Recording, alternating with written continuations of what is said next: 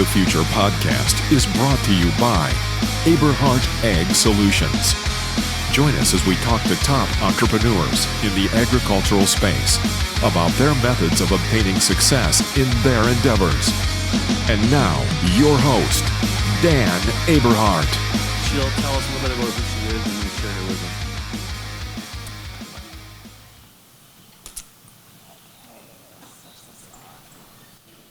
Check, 1, 2.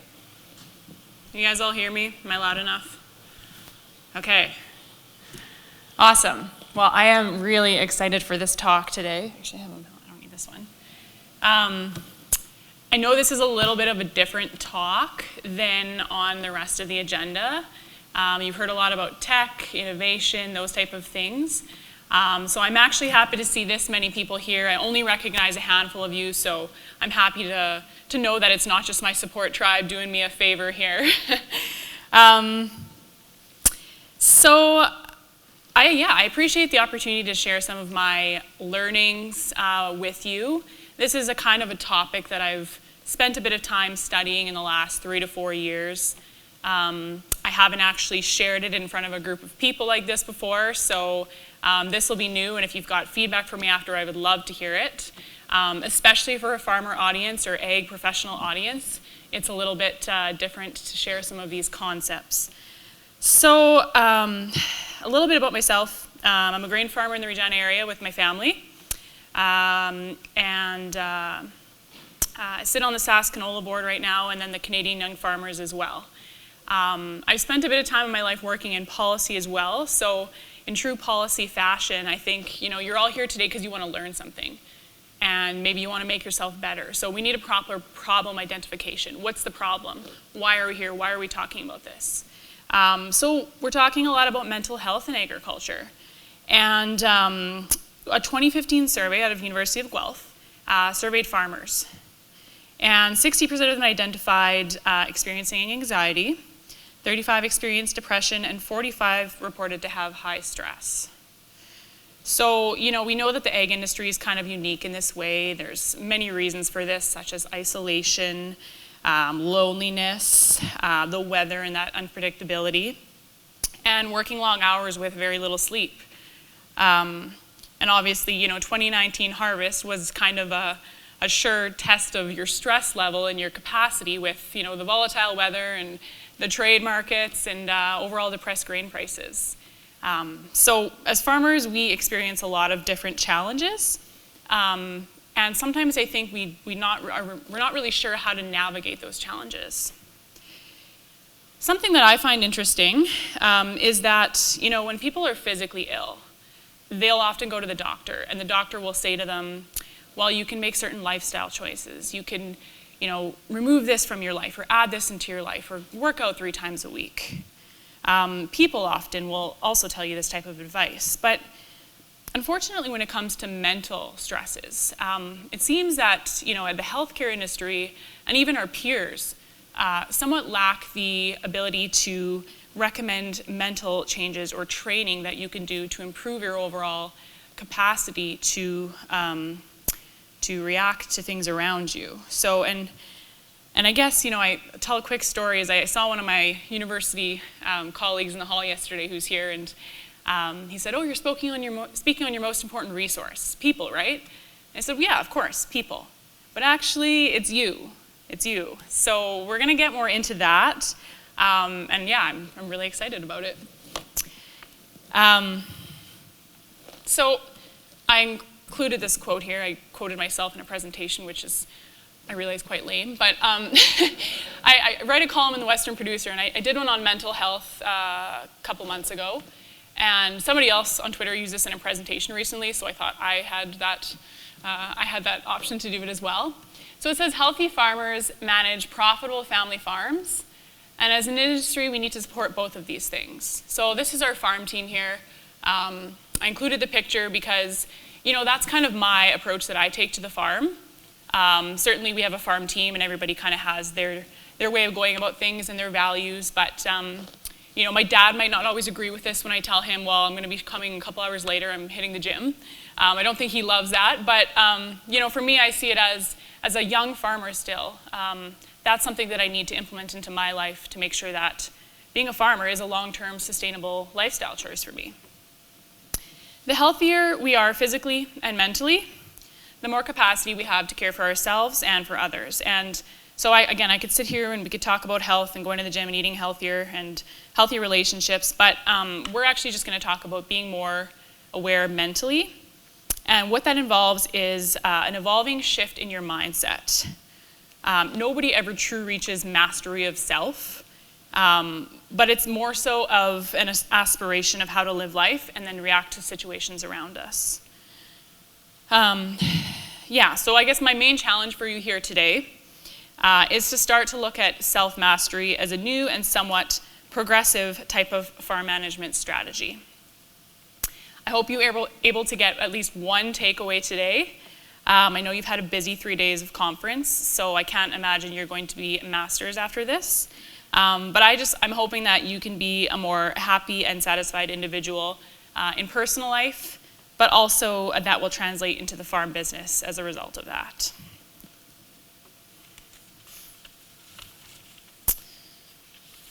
Okay, so next is a little bit of an analogy here.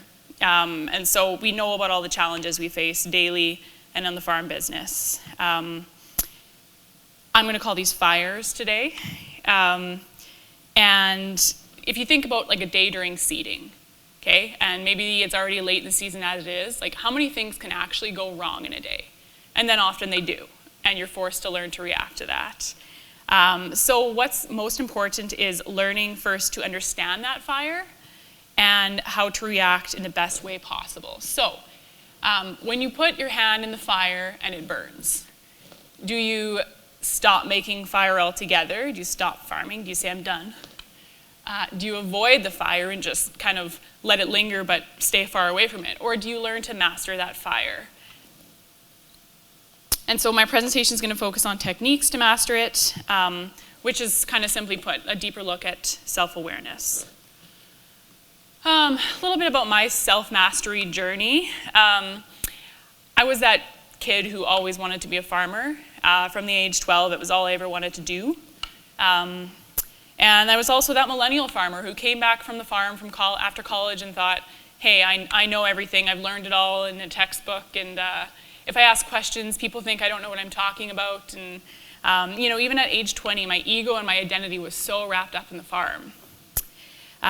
This should be no surprise that this caused conflict, especially when you're working with family and different generations and that sort of thing. So I did the most logical thing at that time, and I gave Dad a 2 weeks notice and said, I'm out of here, and actually went and worked at a farm in the north part of the province for a couple of years after that. So yeah, that was a really challenging experience. At that time, that was, likely one of the greatest heartbreaks I have ever experienced, because all I ever wanted to do was farm. And at that time, my sisters had said, oh, you should travel and see things. And I said, nope, I don't want to do it. I just want to farm.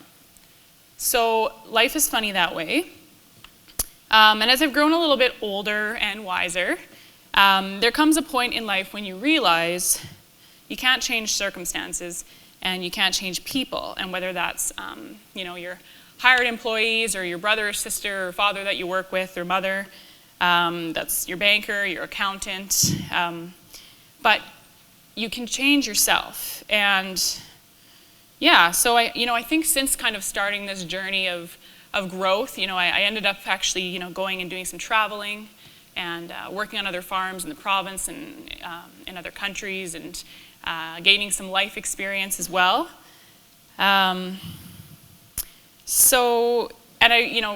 Also I've kind of developed a network of thinkers in this same kind of mindset, where these are people where you have the ability to have deep honesty with, and some of them are farmers and some of them aren't, and you can chat during busy seasons and say, I just had to leave the farm for a few hours and do some breath work, or do something that helps you better adapt to what you're doing in the surroundings around you. Okay, so the 4 agreements. Part of the mental health conversation, in my mind, is, the 4 agreements what we're going to talk about here today is not going to cure mental health diagnoses. That's not what I'm saying at all. But one of the things we often don't talk about is developing a stronger relationship with yourself and having a better understanding of what stressors are affecting you and why that might be. And so it's a bit of a warning here. I know sometimes this conversation can be a little bit uncomfortable, especially in an industry where we are taught to be big, tough farmers who, just tough it up and work the longer hours and that type of thing. And part of this self-mastery journey is sometimes you'll discover things about yourself that you don't necessarily like. And that's okay. Once you develop a greater understanding, your mindset will start to improve and you'll be okay with some of those things maybe you've acknowledged. So I guess back to my farm journey, after spending a bit of time away, I've kind of transitioned back to the farm and things are much better. We have more communication. Nothing's ever perfect, but it's a sustainable lifestyle now. So today I'm going to take you through 4 simple agreements or rules that will assist you in mastering the fire around you. Maybe you've heard of the book. This is a book by Don Miguel Ruiz.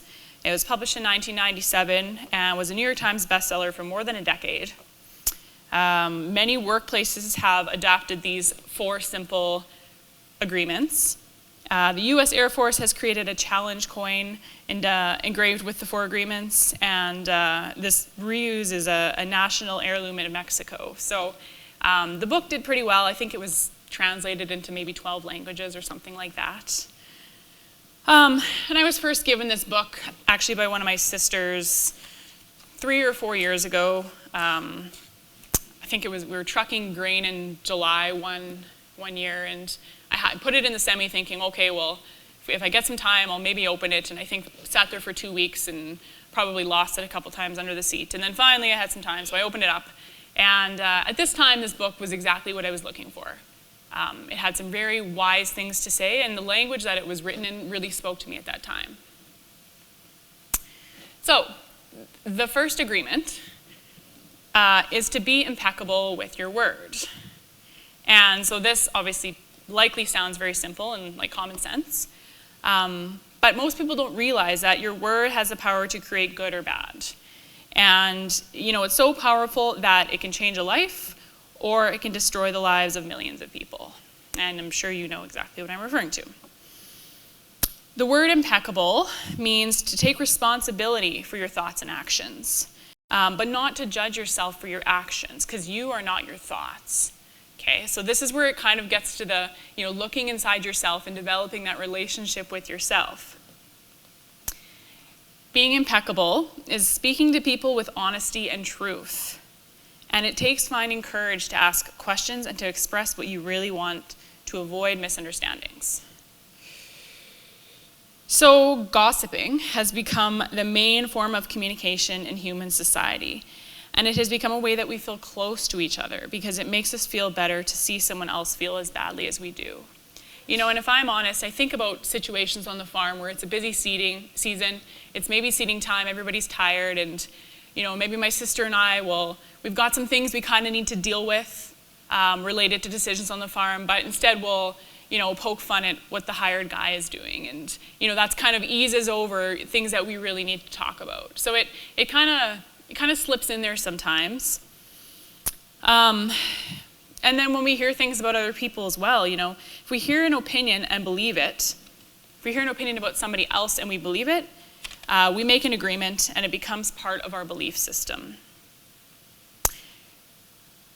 So an example of this I can think of very relevant is, I've got a lot of really great friends and people who are kind of into some of these self-growth or self-development things. And so a couple weeks ago, somebody had said something badly about one of my friends, and at that time, I thought about it and then I kind of let it go. But every time I had talked to that particular individual, every time since then, I had this idea in my mind of some of these negative comments that were said about them. So in that moment, I was judging them for something I had heard from somebody else, which is simply just coming from their own perspective. It's not necessarily always true. So in that moment, I took a bit of space from it. I gave it a few weeks. I actually kind of avoided that person just for a little while because I knew that anytime I might interact with them, I was going to be judging them. And, that was probably one of the best decisions that I could make at that time because, now things are good. I no longer judge them based on what I've heard. And so just, techniques like that. And it's funny, too, because sometimes I think they end up being quite rewarding. And it's funny, I woke up this morning and I had a text from this friend and they said, I love you so much. Good luck today. You're the best. So, yeah, just things like that. This is the first agreement. It's probably the most important one and the most difficult to honor. Now we're going to talk about the second agreement, which is don't take anything personally. Whatever happens around you, nothing other people say or do is actually because of you. Think about that for a second. Every interaction you have with anybody here, whether it's at conferences, on the farm, it's not because of you. If you take things personally, you're setting yourself up to suffer for nothing. Even when situations might seem so personal, even if others insult you directly, it has nothing to do with you. What they say and what they do are the opinions they give according to the agreements that they have made in their own mind. And there is a huge amount of personal freedom that comes when you take nothing personally. So, full stop. Does anybody here have Twitter? Okay. Because Twitter is a landmine of people taking things personally. Like that's what it's made of sometimes. And when people get into the comment stream of, defending agriculture, defending their farm or their farm practices, they're taking everything personally. And I'm in a couple farm group chats, and the other day there's, some individuals were talking and gossiping about somebody who's, bullying people on Twitter and saying, bullying people on Twitter. And they'd said, well, we should all join in and we should defend them. And it's like, well, wait a minute. Did you ever stop to think this person is really probably going through some challenging situations and that's why they're reacting and they're approaching people in this way? Like, it has nothing to do with everybody else. It's generally that person's situation that they're in at that time. So this one's interesting too, because in hindsight you can often reflect on interactions with people. The third agreement is don't make assumptions.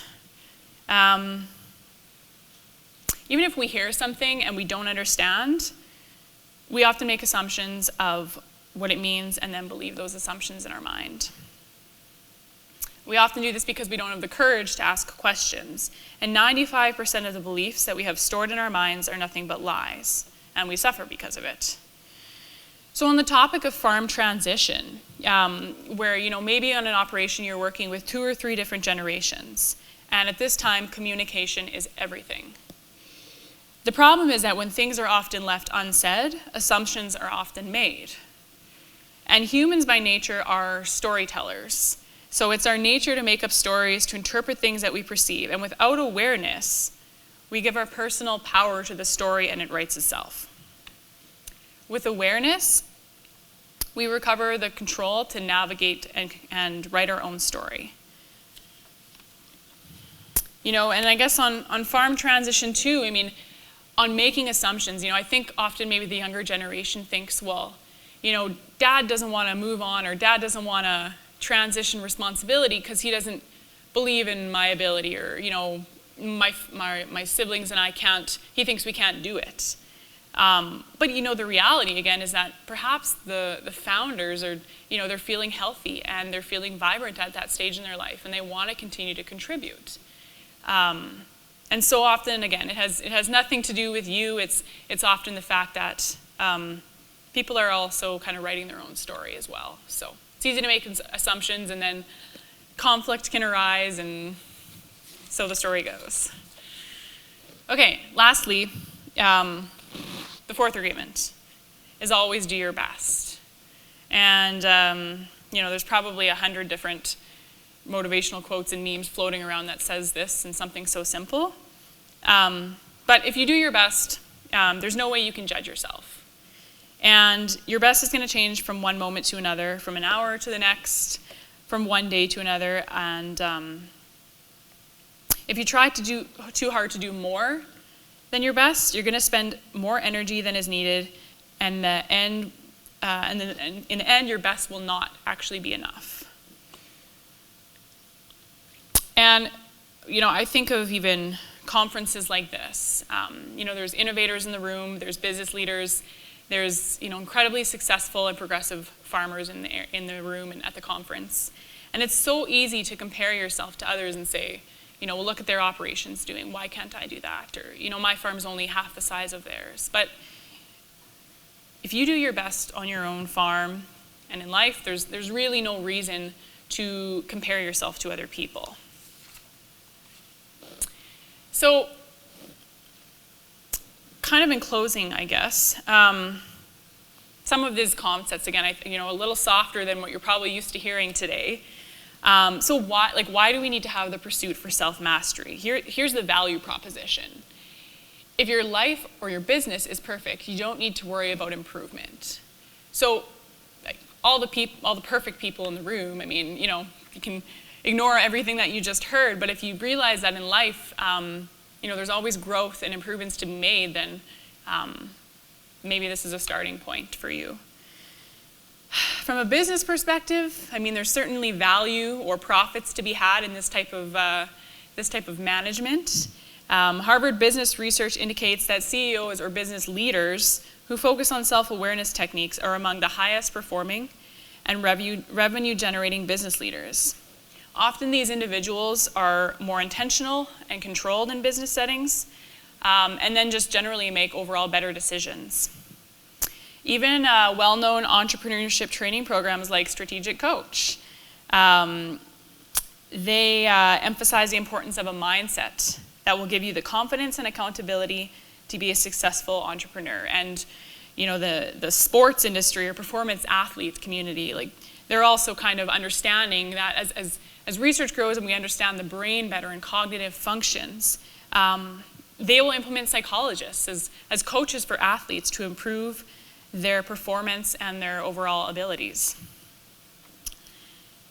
So, implementing the 4 agreements and mastery of self-strategies in your farm business takes self-awareness, focus, and a lot of hard work. And these are not new concepts to farmers. Farmers are often masters of making on-the-spot decisions, logistics, moving parts, and navigating overall complex environments. And for my last slide, included a good old Jordan Peterson quote. If you've fulfilled all your obligations, you don't need to worry about the future. So if we each live properly as an individual, collectively we will all flourish.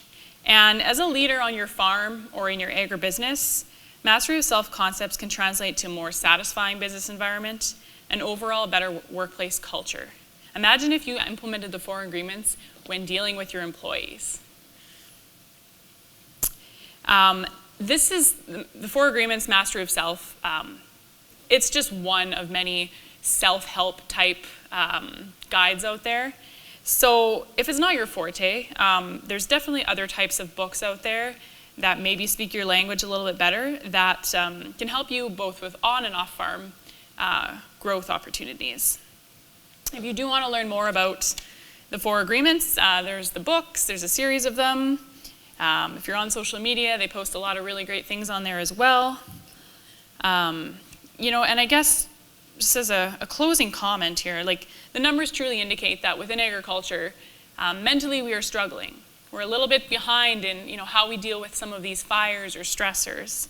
And so part of the 4 agreements is developing a deeper understanding of what's happening inside of you so that you can better adapt to what's happening on the outside. These are concepts that have helped me navigate stressors on and off the farm. And I just really want to thank you for your attention today. Hopefully you learned one thing today. Thank you. Big round of applause. Awesome. So we're going to send around this glass box to get your contact card, and then we're going to let Katelyn pick a winner. So we just have a few minutes here before lunch. Does anyone have a question for Katelyn? Terry Eberhardt. Hey, Katelyn. I'm sorry, I missed the first part, so maybe I'm repeating something, but I've been kind of following you and seeing you go down this journey. I guess, just personally, what are some of the things that has really impacted your life personally, and just how you go about things, and maybe your personal benefits from, implementing some of this into your life? Sure. So this is a process.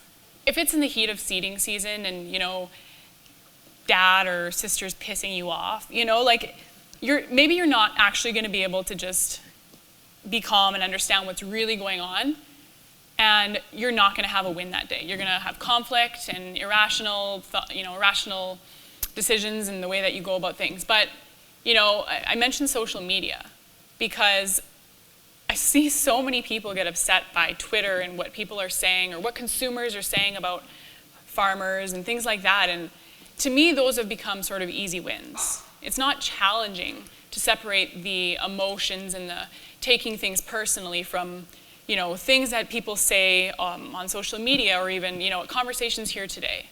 These are, I think, I'm in a good headspace. Most people here are pretty relaxed. So just general interactions with people have sort of, for me, become easy wins where, navigating social settings, I would say, are more satisfying for me because, I look at them a little bit differently. I understand people more. I don't think I judge people for maybe how they act or what they say, because I have a bit of a better understanding maybe of where they're coming from or why they're saying it. So I talk about people quite a bit, but even, on the farm, when we sit down to make decisions, even strategies from the 4 agreements for decisions on the farm, like purchasing inputs or how to negotiate prices.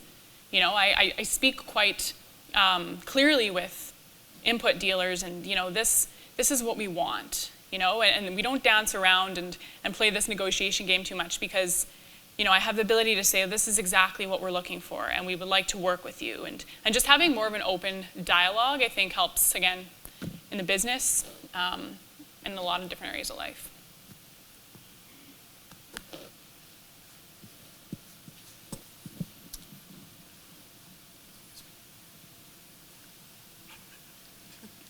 I know you mentioned it's harder, but do you have any strategies that you found work really well for you when broaching the subject of mental health and stuff with some of the elder generation of farmers who may not be as open-minded to those conversations? That is challenging. I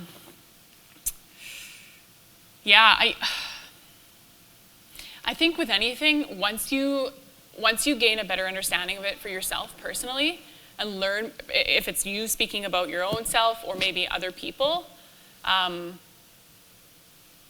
knowing how to speak in somebody else's language, is an important communication tactic for anything. So if I think about, say, somebody like my father, they come from the, he comes from the generation again of, you work on the farm, and health and time for reading and things like that is such a millennial concept. But I've looked at, I guess, working out and exercise on the farm as a sustainability thing. And it's actually funny when you say that, because at the farm table we've had the conversation. It's interesting as a industry. We will support and endorse individuals going to the doctor for health, routine health checkups or funerals. But yet we don't endorse or support people to take time to go to birthday parties or to go to graduations, things that are actually happy celebrations. So little things like that where, knowing what your values are, I think, and being able to communicate to somebody with examples or a perspective like that is, I don't know if that really answered your question, but that's the best I got. It's challenging, yeah.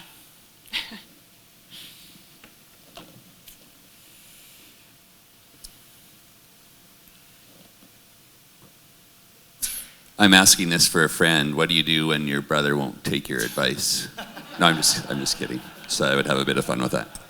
And what do you do when your brother constantly gives you advice? My brother does none of those. My sister does. So. Yeah. That advice is good. Take anybody's advice. I mean, listen to anybody, right? Ask good questions. Hear out anybody, but then, also you have to be honest with yourself. And if your brother's making a suggestion that's going to make you lose money or, doesn't really work for the current situation, well, then you got to have that conversation and say, like, look, man, this isn't going to work. So how, on a scale of 1 to 10, how well have you been able to integrate these principles into your sister's and your father's life? And the second part of that is, does it matter if you're implementing it? Yeah, that's a really interesting question because, and it's funny because I've mentioned kind of a tribe or a community of people.